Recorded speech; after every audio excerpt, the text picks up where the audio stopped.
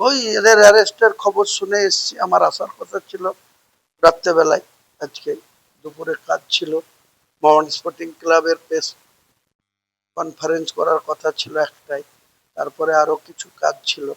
কিন্তু যখন ভোর 4টের সময় ফোন গেল যে আনিসুরকে শক্তিপুর থানার ওসি অতনু দাস তালবাগানে তার শ্বশুর বাড়ি থেকে ধরে মারধর করছে এবং গালিগালাজ করছে এবং এমনকি হুমায়ুন কবিরেরও বাপ তুলে গাল দিচ্ছে, তখন আমি আধ ঘন্টার মধ্যে আমার ড্রাইভারদের সিকিউরিটিদের রেডি করে 5টায় বেরিয়ে এসেছি, 8টায় বাড়ি পৌঁছেছি। তারপরে আবার 10টার সময় বাড়ি থেকে স্নান করে দুটো খাওয়া দাওয়া করে আবার বহরমপুর এসেছি। তাদের জামিনের জন্য এক উকিল নিয়োগ করেছি, আমাদের সঙ্গী সাথীদের নিয়ে এসেছি। এটাই সবক শেখানোর কথা বলেছেন এবং 12 ঘন্টা বা 24 ঘন্টার মধ্যে দেখা গেল সবক শেখালেন। আপনার তিনজন, আপনার দলের তিনজনকে গ্রেপ্তার করলেন, আপনার বাড়িতে দুটো থানা থেকে সমন গেল। আপনি বিষয়টাকে কিভাবে দেখছেন? কিভাবে দেখবো? রাজ্যের মুখ্যমন্ত্রী, তিনি অনেক ক্ষমতাবান, তিনি নিজেই বলেছেন আমি শক্তিশালী মুখ্যমন্ত্রী। ভারতবর্ষের অন্যান্য রাজ্যেও বিজেপির মুখ্যমন্ত্রী আছে, তা তেনারা কেউ এরকম বড়াই করে না। তিনি 2 মাস যেতে না যেতেই নিজেকে অনেক শক্তিশালী মানুষ ভাবছেন। আর যাকে দুর্বল আখ্যা দিচ্ছেন মমতা ব্যানার্জি, সেই দুর্বল মুখ্যমন্ত্রীর দ্বারা 4.5 বছর মিটিং মিছিল করতে পারেনি, কোর্টে যেতে হয়েছে মিটিং মিছিলের পারমিশন করা। আর তিনি সেই হাউসে দাঁড়িয়ে বলছে যে মমতা ব্যানার্জি দুর্বল মুখ্যমন্ত্রী ছিল, তাই উল্টো পাল্টা বলে আমি নাকি পার পেয়েছি।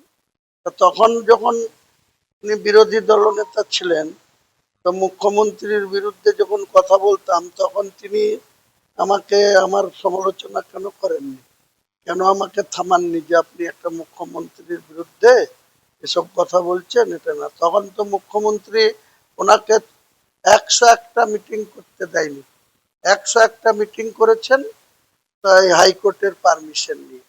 আজকে তিনি মুখ্যমন্ত্রী হয়ে গিয়ে যে পুলিশ শক্তিপুর থানার ওসি অতনু দাস লালগোলাতে লুট করে আসলো, 500 ছেলের লাইফ শেষ করে দিয়ে আসলো, 50 কোটি টাকা তোলাবাজি করে আসলো এদের কাছে, যারা স্মাগলিং করে হিরোইন, গাঁজা।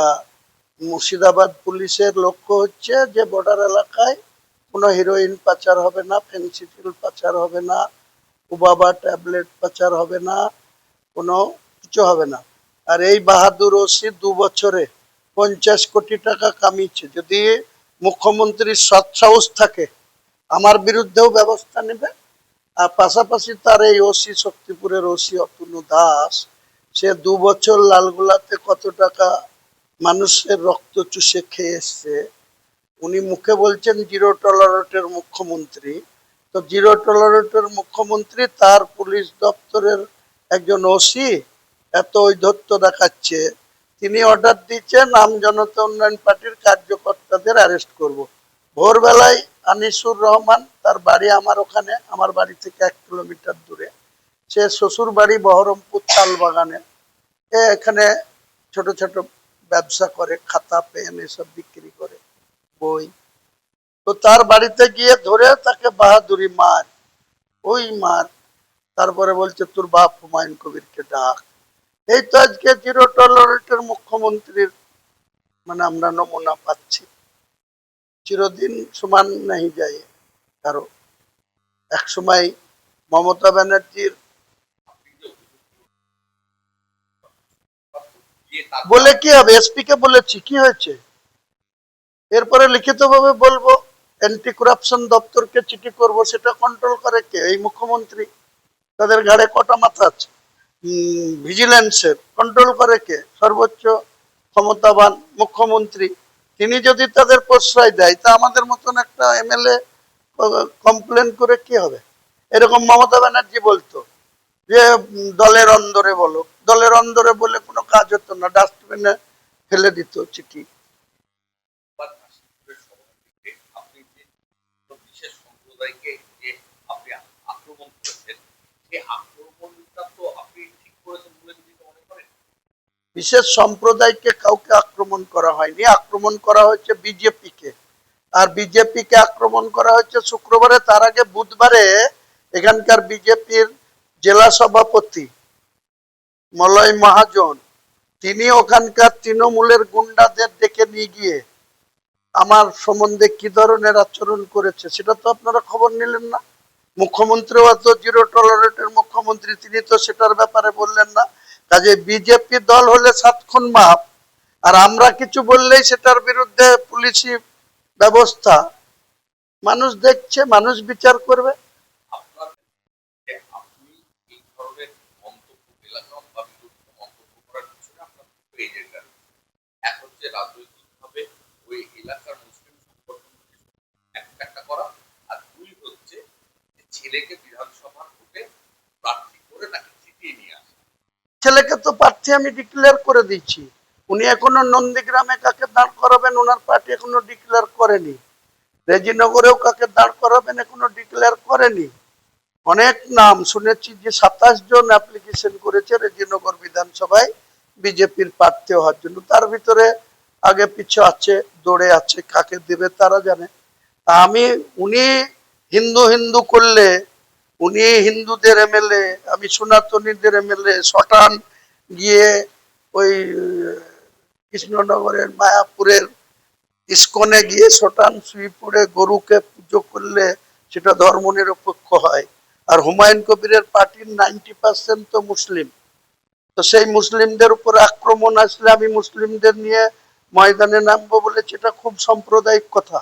আর উনি যখন বলেছিলেন, উনি যখন বারবার বলেন, এখনো তিনি হিন্দুদের যে ওসি এত দুর্নীতিগ্রস্ত তাকে এতটা মদত দিচ্ছেন, এতটা শক্তি যোগাচ্ছেন, সেটা খুব নিরপেক্ষ দৃষ্টিভঙ্গি। আমার কোনো স্ট্যান্ড পয়েন্ট নেই। আমি গ্রেপ্তার হলেও গ্রেপ্তার হব। যদি পুলিশ গ্রেপ্তার করে, মুখ্যমন্ত্রী যেভাবে হুঙ্কার দিয়েছে যদি গ্রেপ্তার করে, তা কার সাধ্য আছে আমাকে আটকাই? আমি গ্রেপ্তার হব। যদি জুডিশিয়াল আমাকে জামিন দেয়, জামিনে বেরাবো। না দিলে যতদিন রাখবে থাকবো জেলে।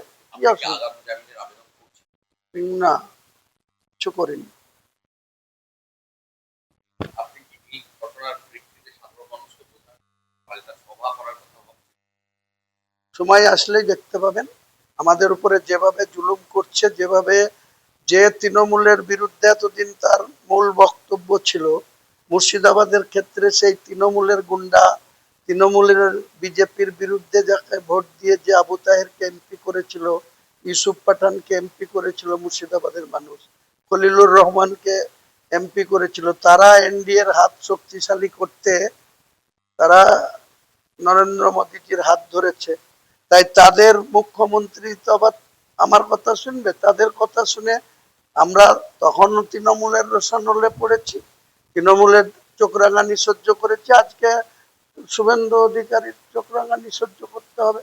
এটাই আমাদের দুর্ভাগ্য বলেন, সৌভাগ্য বলেন, আমাদের যা অদৃষ্টে আছে সেটা হবে।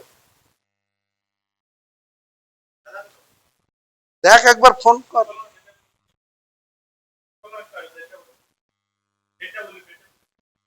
চ